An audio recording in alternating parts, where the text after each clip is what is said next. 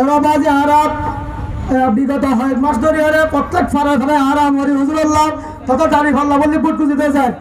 বিশেষ করে কিছু দলের মানুষ এলাকার মানুষের নাকি বেশি হুমকি টাঙ্গিতে অবাজে তারা অনুরোধ জানান জমা শিবির হলো ভাই বাংলাদেশের মধ্যে জমা শিবির যদি ভাই এটা তাহলে কিছু হাত আসছেন জমা শিবিরের পালনকালীন মোবাইল হয়ে যারা যদি আন্দোলন করে তুলি পালনকালী হলে মানে হলো বিএনপি হলো যুবদল হলো কি তাই না পারিবা।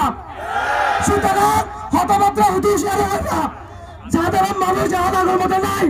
সাধারণ মানুষ এখন ব্যাকিং বুঝে এত নয় আর সাধারণ মানুষ জিজ্ঞা চুপবে জিজ্ঞা আসছে সাধারণ মানুষের মন জয় করি বললো সুন্দর করে কিনে পাশা দিয়ে তারা মন জয় করো হুমকি টাঙ্গি দিয়ে ভোট আদায় না করিবা হুমকি টাঙ্গিয়ে ভোট আদায় করা সম্ভব নয়।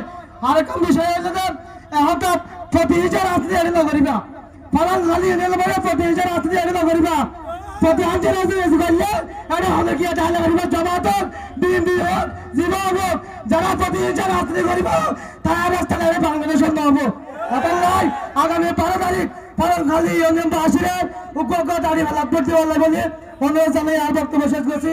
আসসালামু আলাইকুম রহমতুল্লাহ।